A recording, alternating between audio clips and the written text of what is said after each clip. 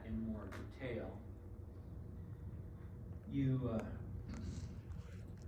remember that we have the Leydig cells in the testes, and here's some illustrated here.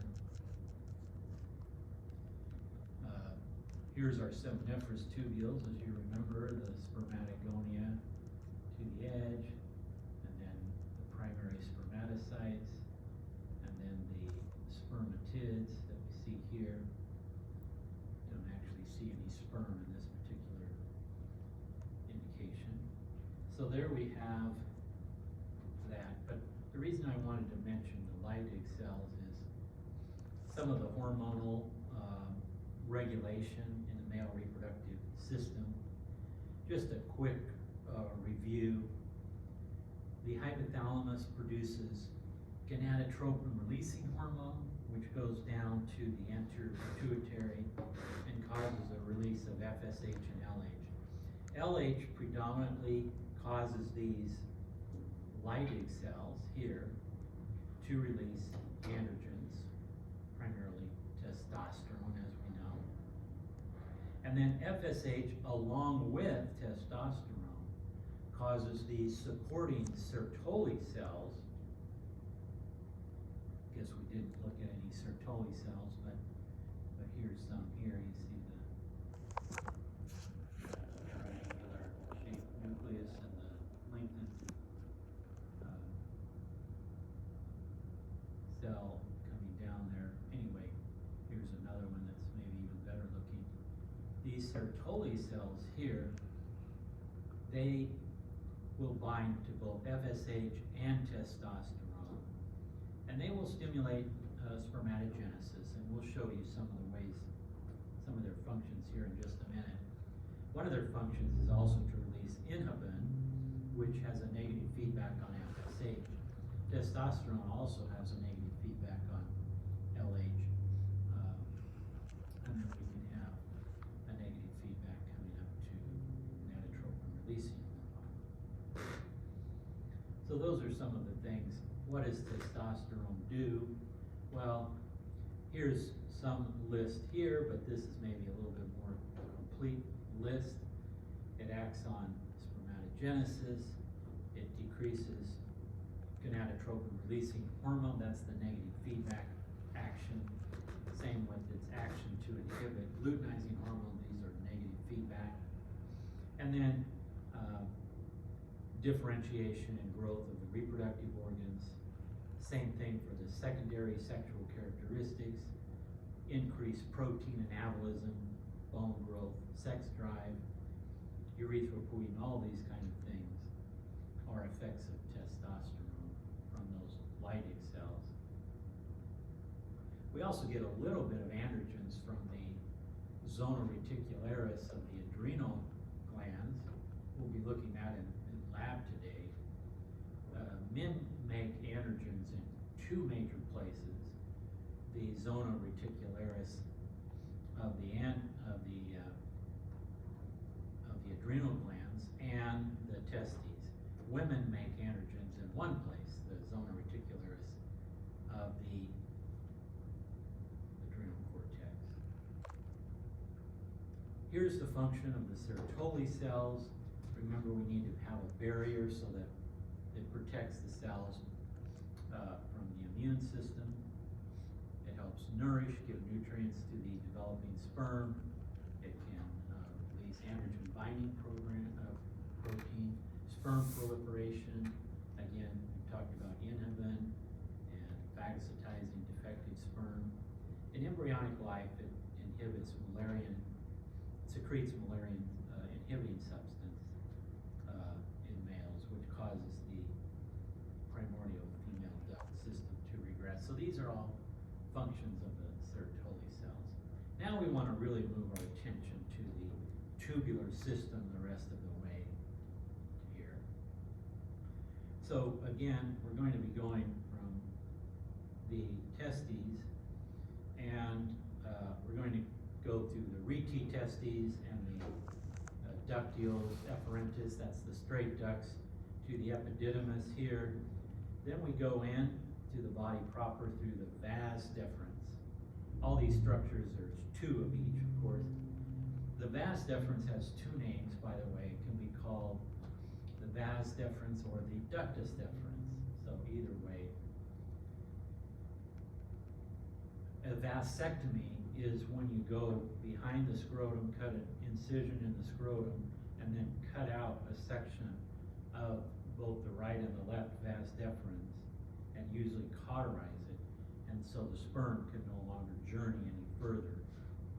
So this could be done perhaps if a man had all the children that he wants and doesn't want to use birth control of other more temporary methods. As the ducts go through, we have three accessory types of accessory glands that add fluid to the sperm coming from the testes. And this fluid as a whole is called seminal fluid or semen. The main contributor of this seminal fluid is from the seminal vesicles. We have a right and left seminal vesicle, and it produces fluid that goes into, so you have the vas deferens, and then as it goes into the prostate, the fluid coming from the seminal vesicles is coming into the ejaculatory ducts. That all merges into the urethra. First you have the prosthetic urethra in the prostate gland, and then you have the urethra in the penis. So we have the two seminal vesicles, then we have the larger prostate gland. It's a very important contributor to the seminal fluid, but it doesn't contribute as much as the seminal vesicle. And then the bulbourethral glands, that just puts in a very small amount of the seminal fluid, but it does help lubricate the urethra of the penis. So here's the urethra coming down. The head of the penis is called the glans penis, and the foreskin or the prepuce covers that at birth. If that's removed, that's circumcision. When we see it in the slides that we saw briefly yesterday, we saw a double layer of skin there because you have the foreskin and then you have the skin over the glans penis. So that's where we can see those, like a double layer of skin there. The penis also has this spongy tissue, erectile tissue that it's called. In the upper part, superior aspect of the penis, you have two areas called the corpus cavernosum that we'll see with erectile tissue, and then where the urethra goes through, you have the corpus spongiosum. So we'll see those a little bit later. Well, continuing our journey, now we'll go back to the rete testes. From the seminiferous tubules, the developing sperm goes into these rete testes. Some of our slides in the microscope will have this visible and some won't perhaps, but we'll look for it. This area in the middle here is also in general called the mediastinum. But we have these rete testes, and then these rete testes are going to go to the ductus efferentis. That's the straight ducts, and then that's going to carry it to the epididymis, which is outside of this testes proper. This is your tunica albuginea coming around, connective tissue, and so we see that as well. Now, going up to a higher magnification, here's our rete testes, and here's our ductule efferentis. These are just called the straight ducts, a little bit easier to say, but the ductuli efferentis is their fancy name.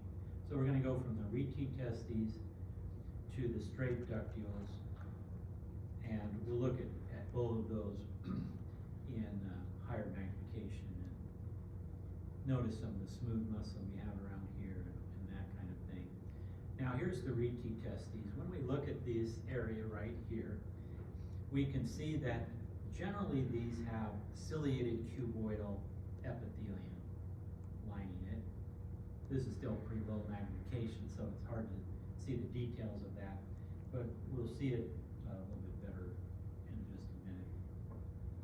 These ciliated cuboidal cells may also have microvilli, non-motile. The sperm in this area is still immobile, so they have to be sort of pushed along with cilia. Where do the sperm become motile, where they have the full flagellum and they can swim? In the epididymis. So that's where they're stored, and they can stay in the epididymis actually for quite a long time. When the sperm actually gets into the female reproductive tract, they can only last, approximately 72 hours. They're only viable for that long. But in the epididymis and the reproductive tract, the male reproductive tract, they can last for much longer. So here's our seminiferous tubules, and then they're coming into the retitestes here. From there, we're going to the ductuli efferentes, and remember these can just be called the straight ducts. They're carrying the sperm from the retitestes to the epididymis, outside of the testes.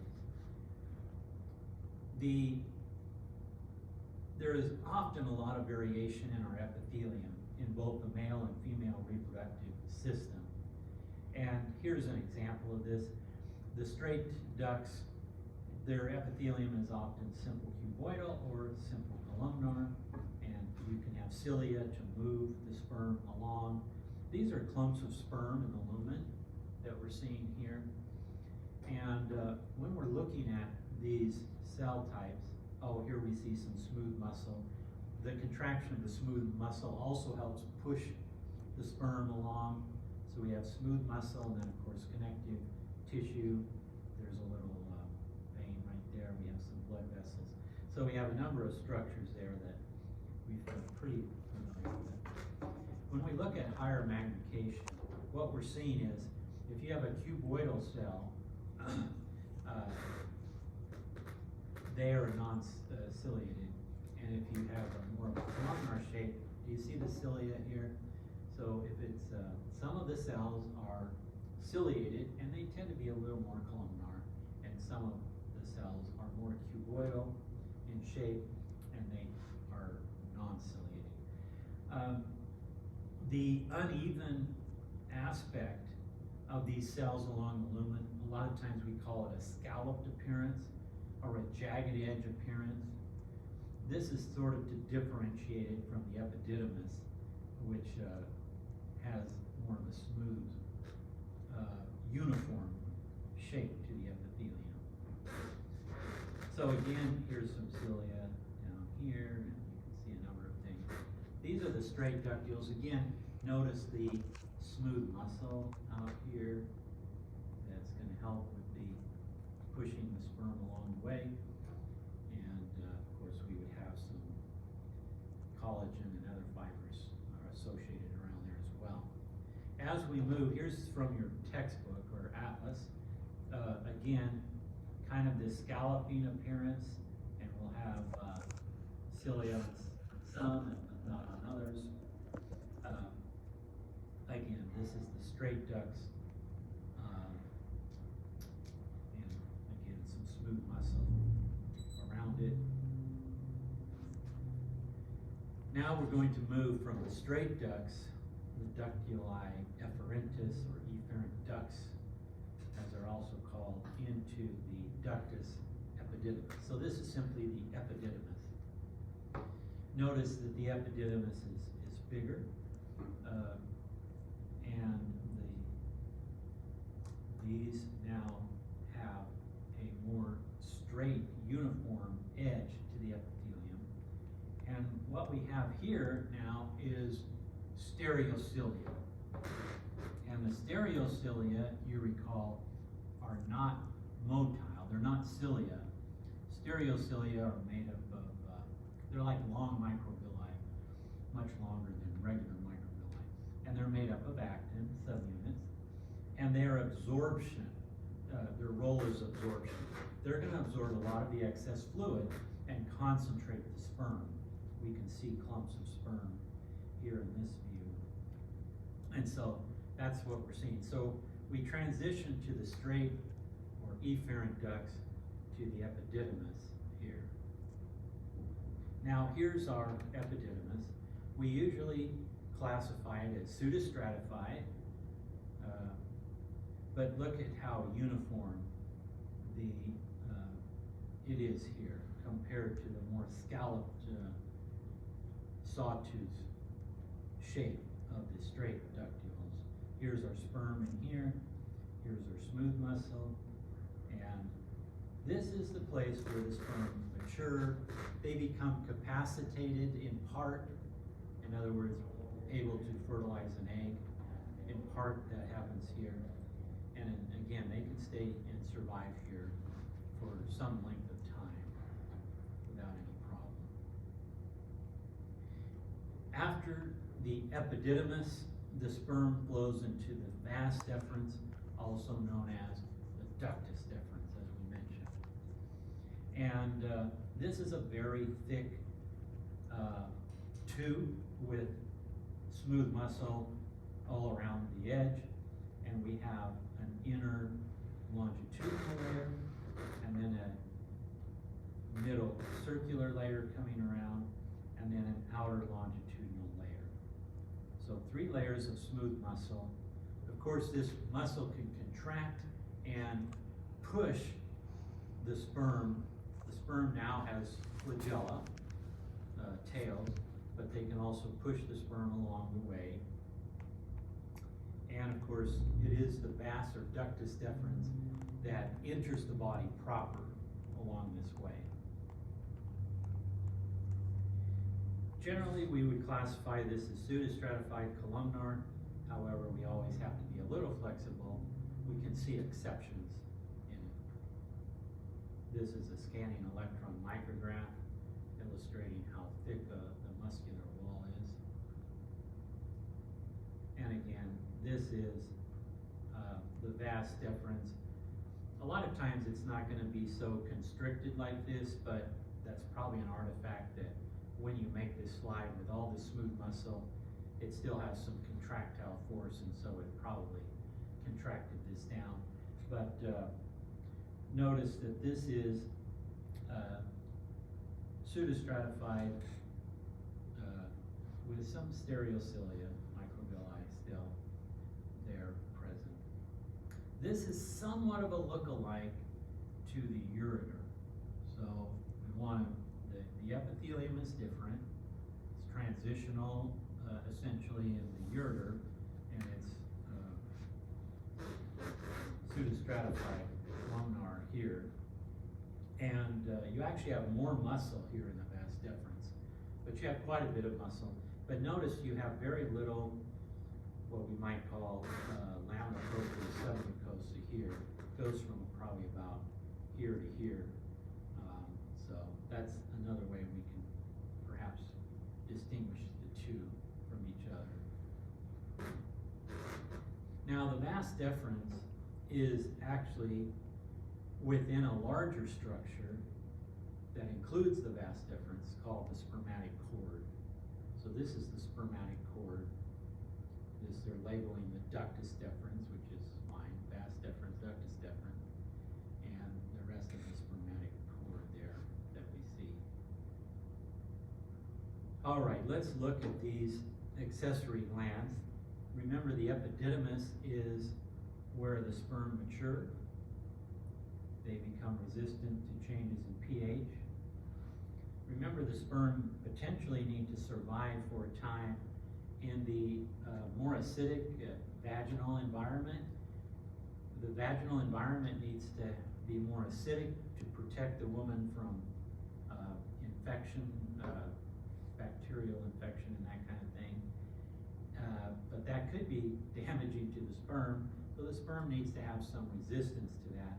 And of course, the sperm, the semen, is alkaline, so it's swimming in an alkaline fluid, if you will. The prostate secretes about 15 to 30% of the total volume of semen, and the seminal vesicles, the majority, as we mentioned, with just a little bit from the bulbourethra. A typical ejaculation would be around 3 milliliters, we'd say about 1 to 5 milliliters, with typical average of about 3 milliliters. And within that fluid, there would be about 100 million sperm per milliliter. So if you have a 3 milliliter ejaculate, it would be about 300 million sperm. There's sugars for nutrition of the sperm, zinc for protection. There's some anticoagulating proteins in there to keep the semen from coagulating. Enzymes, fructose for energy as well. Mucus, vitamin C, flavins, a lot of different things to be helpful. Again, it's alkaline and nutrient rich overall. The seminal vesicles are shown here. They're going to secrete their fluid into the ejaculatory ducts coming from the vas deferens. And again, they're going to make up the majority of the semen. The seminal vesicles will look quite different depending on the age of the seminal vesicle. In a younger person, a younger man, they'll be quite active, and in an older person, they'll look a whole lot less. The size, they atrophy, the size diminishes considerably. The reason that the size diminishes in part is a lower testosterone secretion in an older individual. But of course, we do know that men can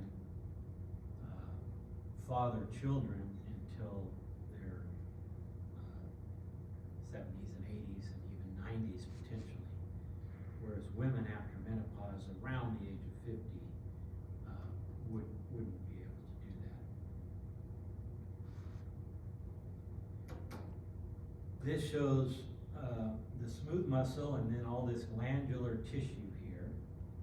And again, there's a range of epithelium from pseudostratified columnar to simple columnar to simple cuboidal. So we can have a range. So all this glandular tissue secretes into the lumen here, and then it makes its way on down the rest of the ducts. We have some connective tissue around the glands, as you can see, tracing here, and of course some blood vessels can be found there as well.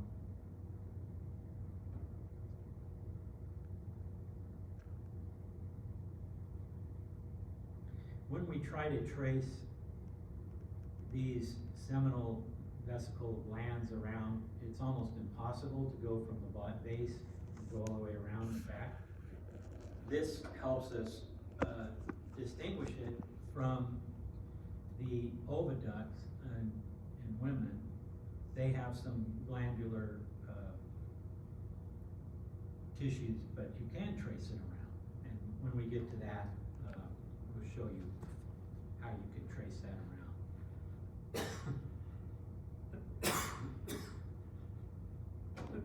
This is a higher magnification. Here's smooth muscle, and along with some connective tissue. You can see some fibroblast nuclei there, and smooth muscle. And then our epithelium, again, it can be simple cuboidal, simple columnar, or pseudostratified. It really kind of varies. Here's this nice epithelial tissue.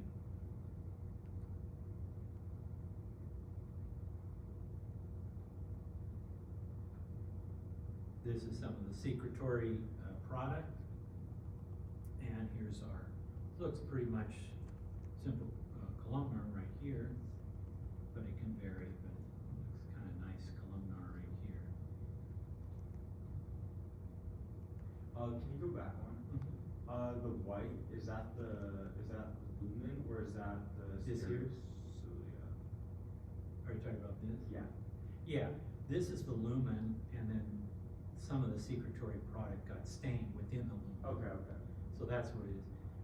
We definitely don't wanna confuse that for blood or anything. This is just this is semen essentially in the lumen. So this is the lumen, as you mentioned, and then here's the epithelium surrounding it. This would be in a pretty young, healthy individual taken from that. A lot of glandular activity going on here. This is a prostate gland. The prostate gland is actually bigger than the seminal vesicles. There's two seminal vesicles, right and left, but only one prostate gland. But even though it's larger, it's about the size of a walnut, it produces a lesser amount of seminal fluid than does the seminal vesicles, of semen than does the seminal vesicles. These are the glandular structures here, and we need to see this connective tissue separating these glands. If the glandular tissue breaks through some of these, then that's a sign of prostate cancer. So we want to see these nicely separated. When we're looking at this, some of the secretions of the prostate gland precipitate out, and that is especially true as the man ages. These are called corpora amylacea, or concretions. So all of this precipitated out material are corpora amylacea, or concretions. They're secretions which have sort of precipitated and become less fluid, I guess you could say. These are your glandular tissue here and your connective tissue separating it. This is another view of the corpora amylacea, and again, concretions is another name. And you see the connective tissue separating here, and this is your glandular material here coming around, and that's of course what's going to be doing the secretions. And then this is the lumen of the gland. This is from your book, and here they've labeled it corpora amylacea. Here's the spelling of this word, but concretions is just as acceptable of a term. Corpora amylacea, or concretions. And this is the glandular tissue that we're seeing here. When we look at these, again, some corpora amylacea or concretions, we should be seeing the principal cells, which are more cuboidal in shape and more adjacent to the lumen, and some basal cells, which tend to be more flattened or smaller. And we should be seeing both of those. If we're not seeing numerous basal cells, then we could have a malignancy going. We could have prostate cancer happening. And again, if we get breaking through too much of the connective tissue surrounding these glands, that's another indication of prostate cancer.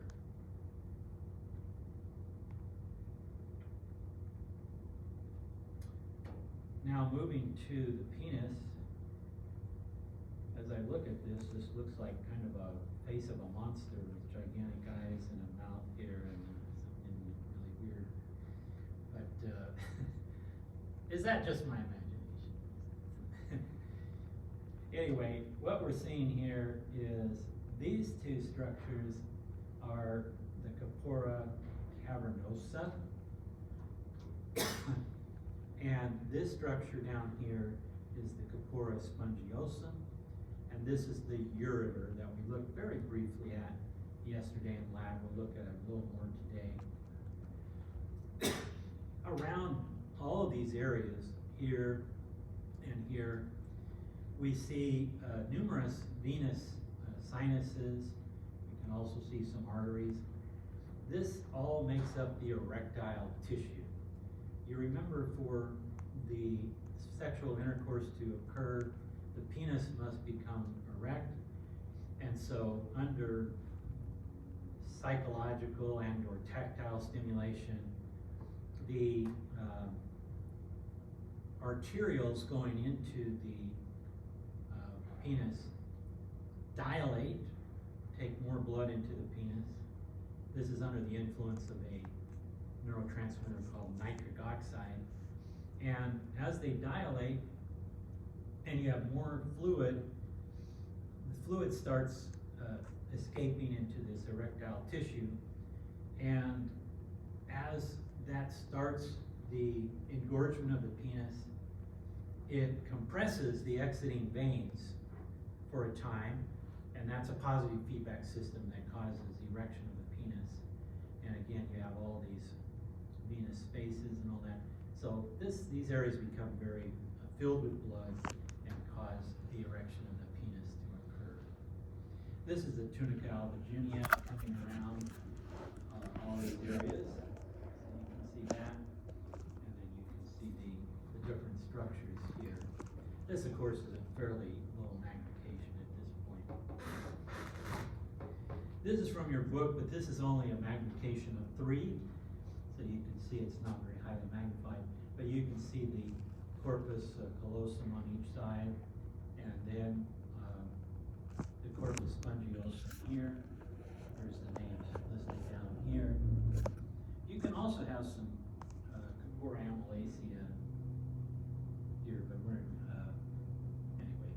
Here's the urethra right there, and the tunica albuginea coming around here, and in this you can see a lot of the blood in the venous sinuses, so you can see that as part of the erectile tissue, and then the surface of the skin out here.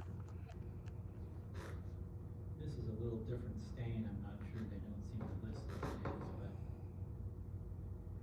here's the urethra surrounded by the corpus spongiosum, and this is H&E times 6. And again, look at all the venous sinuses, sinusoids. Here's some artery material. So we have a number of different things there that we're seeing. This again is from your textbook. Here's the erectile tissue with the venous sinuses. These have a couple of different names. The periurethral glands, or the glands of the tree, and these secrete mucus into the urethra, and that helps protect the epithelium against the urine. The urine is generally somewhat acidic, and can be a little hard on the epithelium lining the urethra. So this mucus from these periurethral glands of a tree, and you can see it's quite pale staining. That's the mucus that helps protect it. And again, the erectile tissue that we're seeing around it. Here's another of these glands, kind of mucus pale staining, as we would see. Here's the epithelium, and again, it can really vary. It can be transitional, it can be pseudostratified, it can be stratified columnar even, it can be simple columnar. So we just sort of take what we see, but it is variable. Here it looks more like stratified columnar. This almost looks transitional over here, or pseudostratified maybe pseudostratified would be closer. Then here we have our venous sinuses, and lots of that there as well.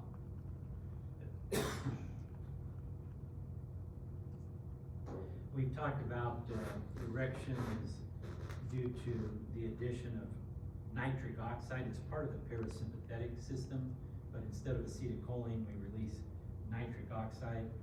That stimulates an enzyme called guanylyl cyclase to convert GTP to cyclic GMP, and that causes vasodilation of the smooth muscle in the arterioles coming to the penis. So you have more blood phosphodiesterase type 5 is your negative feedback. It inhibits cyclic GMP in a negative feedback way. Those pharmaceuticals that stimulate and enhance erections like Viagra and Cialis inhibit the inhibitor. So they inhibit the inhibitor phosphodiesterase type 5 that leaves cyclic GMP in the area longer and thus prolongs erection. Emission is termed the movement of semen into the urethra of the penis. Ejaculation is the expulsion of the semen and the sperm from the urethra. And again, ejaculation volumes are around 3 milliliters typically. Ejaculation is accompanied by orgasm, and of course that, ironically, is stimulated by the sympathetic autonomic nervous system.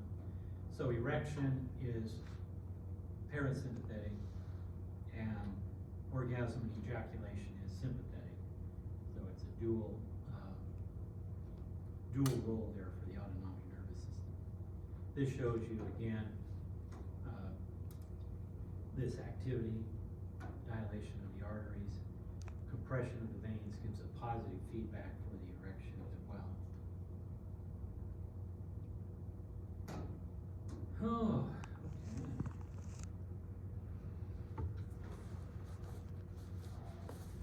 How do you feel about all of this? Feeling okay?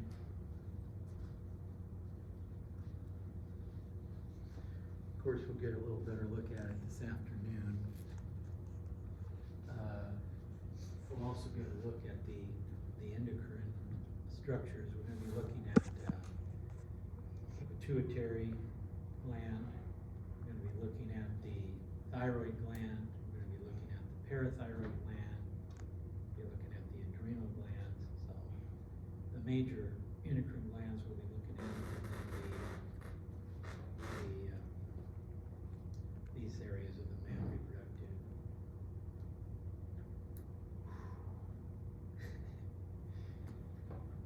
Yay. So we feeling all right? You look tired, man.